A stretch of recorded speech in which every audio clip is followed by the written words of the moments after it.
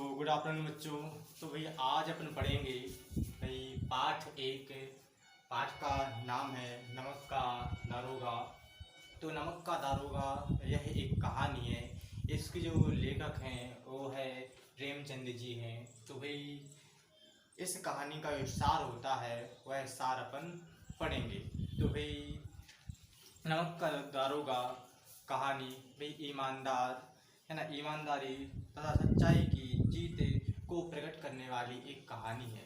तो इसमें जो मुख्य पात्र हैं वो वह है मुंशी वंशीधर जी हैं। तो वंशीधर जी जो हैं भाई काफ़ी पढ़े लिखे व्यक्ति हैं। तो वह पढ़ लिख कर जब भाई घर पर आते हैं तो घर पर आकर उनके पिता से वह मिलते हैं। जब मिलते हैं तो वह उनके पिता कहते हैं कि बेटा भाई आपने या तुमने भाई पढ़ लिख लिया, अब कोई ऐसा काम देखो है ना जिससे भाई हमारा जो घर है वो है चल सके। क्योंकि भाई आजकल जो नौकरी मिलती हैं उनमें घर चलाना भाई काफ़ी कठिन हो जाता है। तो तुम कोई ऐसा काम देखो जिससे भाई ऊपरी आय भी हो। तो भाई मुंशी बंशीधर जी भी नौकरी की तलाश में निकल पड़ते हैं।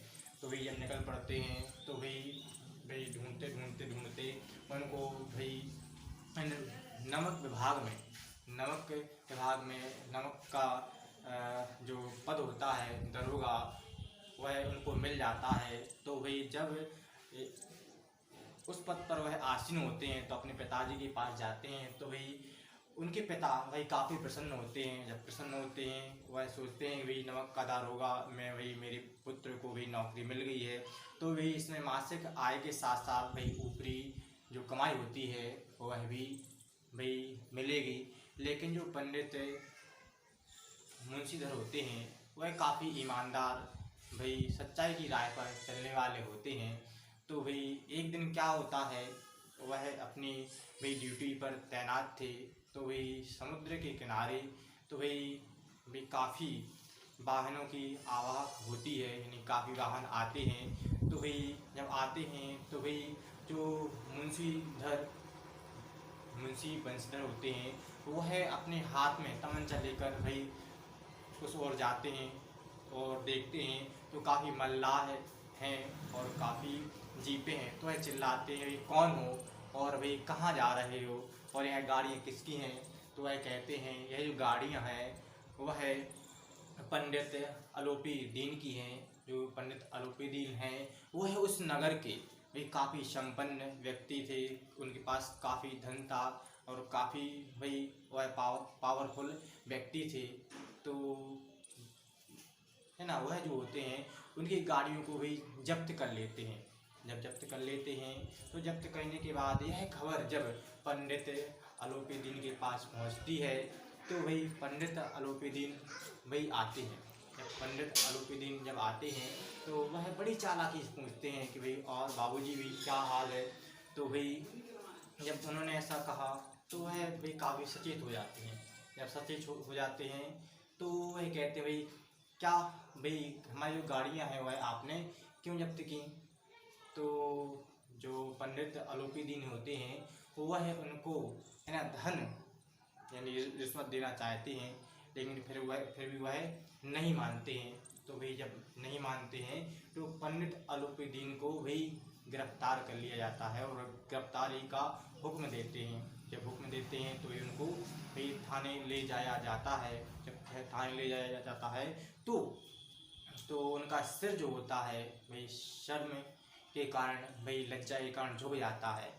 क्यों? क्योंकि उस समय उनके पास कोई नहीं था। जैसे ही वह कचहरी में पहुंचते हैं, तहसील में पहुंचते हैं, न्यायालय के पास पहुंचते हैं तो वे उनके जो भाई शुभ चिंतक होते हैं, धन के भक्त होते हैं, वह वहाँ पर उनको देखते हैं तो वह प्रसन्न हो जाते हैं। क्यों? क्योंकि उनको छुड़ाने के लिए उन्होंने भाई वकीलों की पूरी सेना भाई तैनात कर दी। तो भाई पूरा प्रमुख प्रमाण ना मिलने के कारण भाई जो आलोपी दीन होते पंडित वह भाई रिहा हो जाते हैं, छूट जाते हैं। तो अंत में जो भाई बंशीधर होते हैं वह उनको काफ़ी निराशा हाथ लगती है, लेकिन फिर भी वह भाई सच्चाई और ईमानदारी का जो रास्ता होता है वह छोड़ते नहीं हैं। जब वह रास्ता नहीं छोड़ते हैं तो आरोपी दिन जो होते हैं उनको अपनी ताकत के द्वारा, है ना, अपने पद से इस्तीफा उनको दिलवा देते हैं। तो भाई अब काफ़ी निराश होकर मुंशी वजीदर अपने घर पर जाते हैं तो उनके पिता जो होते हैं काफ़ी खरी खोटी उनको सुनाते हैं, उनकी माँ भी उनको खरी खोटी सुनाती है। तो वह घर पर बैठ जाते हैं। लेकिन जो पंडित आलोपी दिन होते हैं वह काफ़ी प्रभावित होते हैं मुंशी बंशीधर जी से। तो वह कुछ दिनों के बाद वह उनके घर पर जाते हैं। जब घर पर जाते हैं तो क्या होता है, वह देखते हैं कि भाई पंडित आलोपी दिन उनके घर पर आ गए। तो वह थोड़ा निराश होते हैं। लेकिन जब निराश होते हैं तो कुछ देर बाद जब वह उनसे पूछते हैं भाई कैसे आना हुआ, तो वह कहते हैं भाई हम आपसे मिलने आए हैं, तो हम आपकी ईमानदारी और सच्चाई से काफ़ी प्रभावित हैं।